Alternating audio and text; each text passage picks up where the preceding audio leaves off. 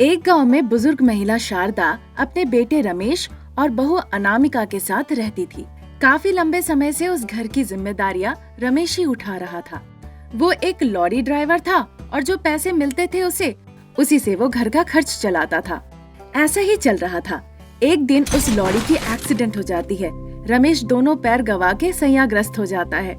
अचानक से पूरा परिवार गरीबी का सामना करने लगा। उनपे मुसीबत आ गिरती है। जितने भी पैसे थे सारे हॉस्पिटल के खर्च में दे देते हैं।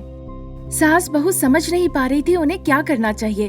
वो बहुत दुखी थी। बेटा अनामिका, हमारी जिंदगी ऐसी पलट खाएगी कभी सोचा नहीं था।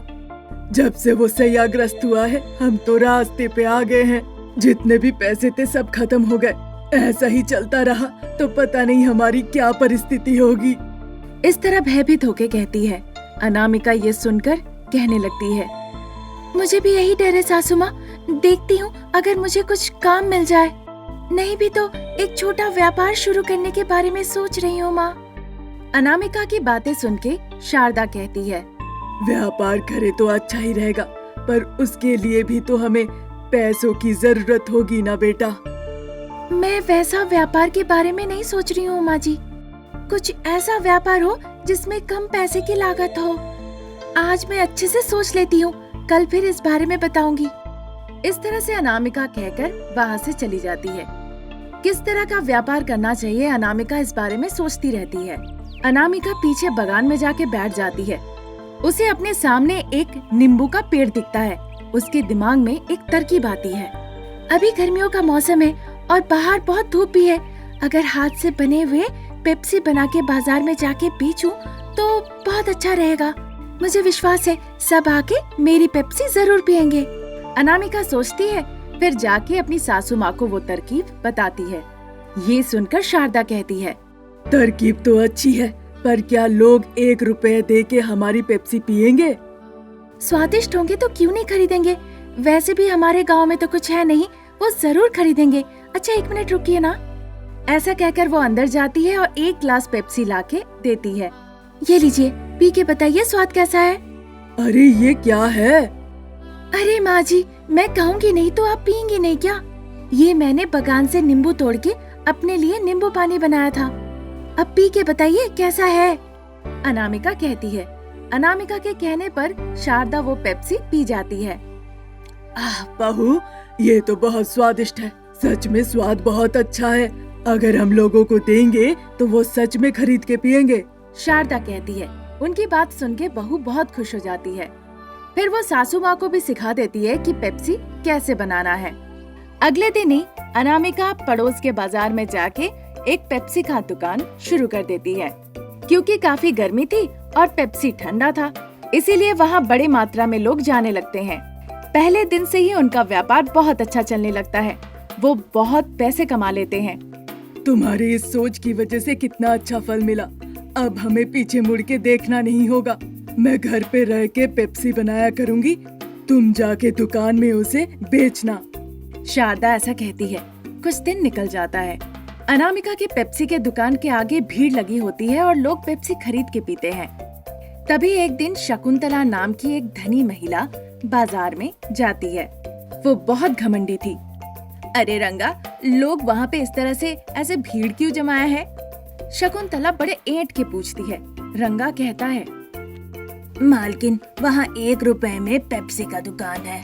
लोग वहाँ जाकर उसे खरीद रहे हैं। जब जब मैं बाजार आता हूँ मैं वहाँ भीड़ ही देखता हूँ। ये सुन के शकुंतला रंगा से कहती है, अगर कोई दुकान लगाता है और वो चलता है तो ये देखकर मुझे बर्दाश्त नहीं होता है। ये मुझे बर्दाश्त नहीं है। इस गांव में हमारा व्यापार सबसे आगे होना चाहिए। मैं मालिक से बात करती हूँ, कल से हम भी कोल्ड ड्रिंक का व्यापार शुरू करेंगे।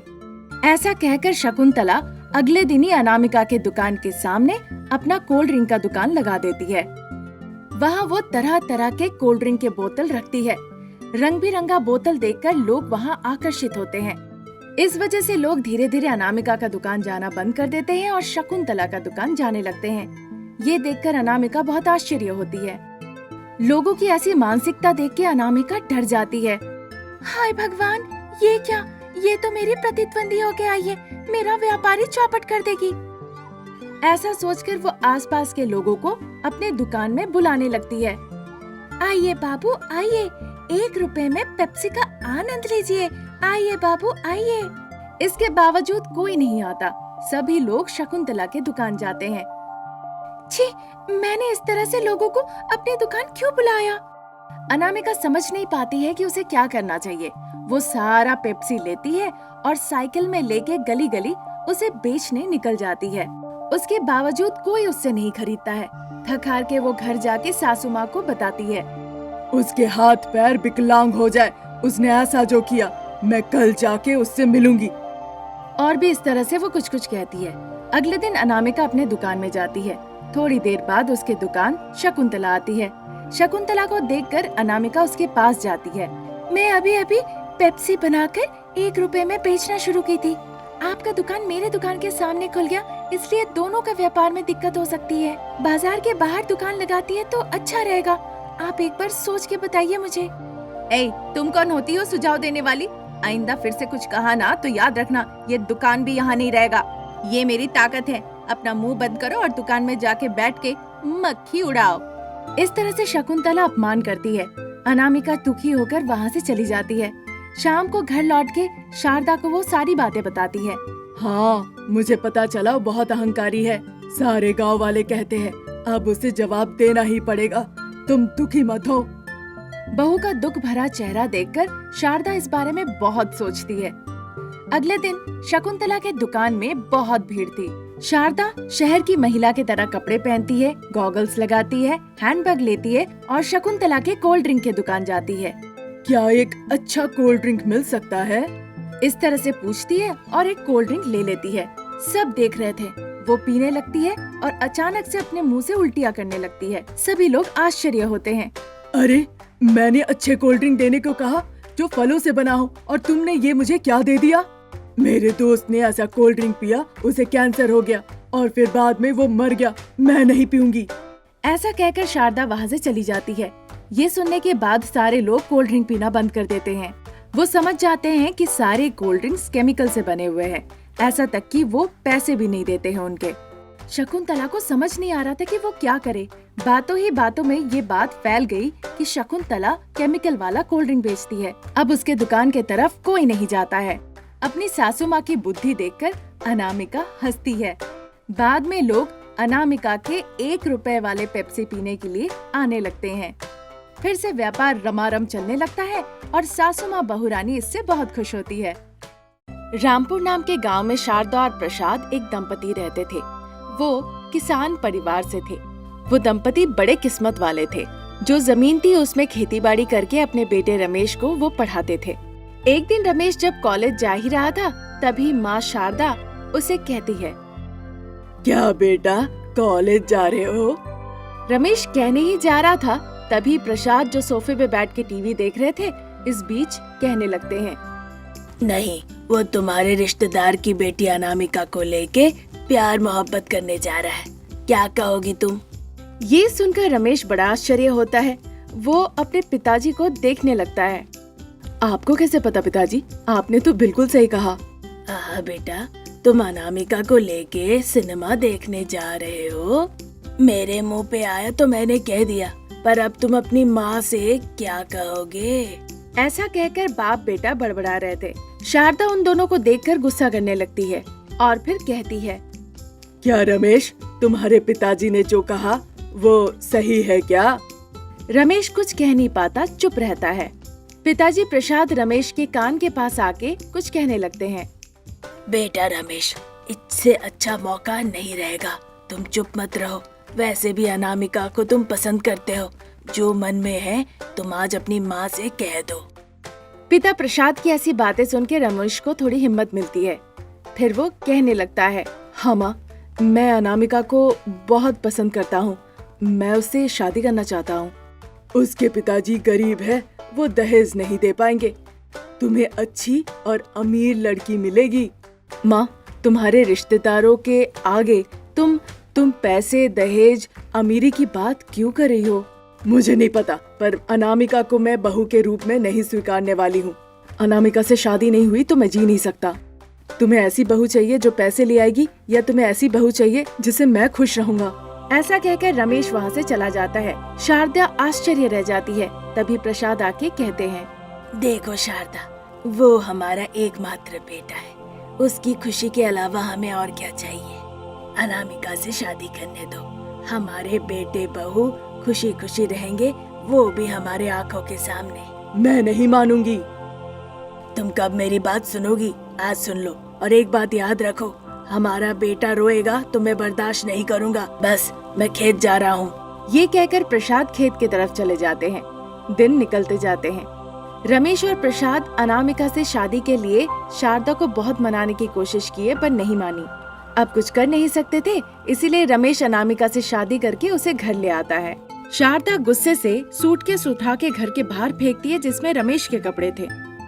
जो मेरी बात नहीं सुनेगा वो इस घर में नहीं रह सकता। जाओ जाओ, कूली मजदूरी करके जैसे रहना है वैसे ही रहो, जाओ। ऐसा कह के शारदा अंदर जाके दरवाजा लगा देती है। क्योंकि अब रमेश भी वहाँ रहना नहीं चाह रहा था, इसीलिए पास के ही मिट्टी के एक घर में वो रहने लगते हैं। साथ में उन्हें एक आजीविका के लिए खेत भी मिला। अनामिका माँ दुर्गा से बहुत विनती करती है, हे ईश्वर, इन्होंने मुझसे प्यार किया तो शादी की, पर मेरी सासू माँ ने माना नहीं। कुछ ऐसा कीजिए ताकि हम एक साथ रहने लगे। हमें आशीर्वाद दीजिए ताकि हम खेतों में अच्छा उपज कर सके। हमें बचा लीजिए। जब वो इस तरह प्रार्थना कर रही थी, रमेश सर पे एक तौलिया बांधा, बनियान पहना, एक कुदाली ली और जाके बाहर खड़ा हो गया। वो अनामिका बुलाता है। अनामिका टिफिन बॉक्स लेके बाहर जाती है। रमेश और अनामिका बात करते करते खेत चले जाते हैं। बिना बैल के हम कैसे खेत जोतेंगे, समझ नहीं आ रहा है। मैं बता रही हूँ। ऐसा कहकर अनामिका हल को अपने कंधे में रखती है और हाथों से पकड़ लेती है। इस तरह से मिलके वो खेत जोतते हैं। कुछ दिन निकल जाते हैं। खेत जोतने के बाद वो टमाटर लगाते हैं। उन्हें अच्छा मुनाफा होता है। फिर वो बैगन लगाते हैं। उसमें भी उन्हें अच्छा मुनाफा होता है। कुछ दिन निकल जाते हैं। मिट्टी का घर हटके अब नया घर बनता है। घर में नए नए सामान आते हैं, पर अनामिका और रमेश के बच्चे नहीं थे। शारदा ये सारी चीजें देख रही थी। एक दिन शारदा इतनी जोर जोर से बातें करती है कि अनामिका सब सुन लेती है। एक औरत की जिंदगी माँ बनने पे ही पूरा होता है। अगर नहीं पता तो लड़की होके पैदा क्यों ली। पूरा गांव अगर बांझ बोलेगा तो अच्छा लगेगा। इस तरह से वो अपने पति प्रसाद से कहती है। ये सब सुन के प्रसाद कुछ कहते नहीं, बस चुपचाप रहते हैं। ऐसी बातें सुन के अनामिका के आंखों से आंसू निकल जाते हैं। ये देखकर रमेश हैरान हो जाता है। अनामिका, क्या हो गया? तुम रो क्यों रही हो? इतने दिन शादी हो गए, हमारे बच्चे नहीं है। सासू माँ पिताजी से जोर जोर से इस बारे में बात कर रही थी, पर वो बातें मुझे आके चुप गई। बच्चे जन्म देने का हमें मौका नहीं मिला अनामिका। कोई कुछ भी कहे उसे हमें इस तरह से नहीं सुनना चाहिए। मैं अब ऐसे नहीं रह सकती हूँ जी। ये सब जिंदगी भर लगा ही रहेगा। उधर तरबूज की खेती अच्छी हुई है, उसे काट के मार्केट में ले जाना होगा। चलिए चलिए, देर हो रही है। ऐसा कहकर अनामिका रमेश को तरबूज के खेत में ले जाती है। वो तरबूज काट के ट्रैक्टर में रखते हैं। तभी अचानक से अनामिका को एक बड़ा तरबूज दिखता है। ये बात वो रमेश को बताती है। दोनों बड़े आश्चर्य होते हैं। फिर उस तरबूज के पास वो आते हैं। तभी अचानक से वो दोनों बच्चे की रोने की आवाज सुनते हैं। वो समझ जाते हैं कि आवाज तरबूज के अंदर से आ रही है। जल्दी से वो तरबूज को 2 हिस्से में काटते हैं। फिर वो देखते हैं अंदर में एक बच्चा रो रहा है।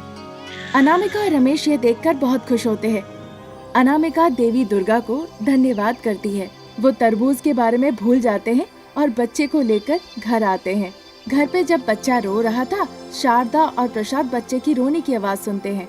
जिस पल वो बहू के हाथ में बच्चे को देखती है, शारदा अपना सारा गुस्सा, जिद सब छोड़ देती है और उसके मन में प्यार उभरने लगता है।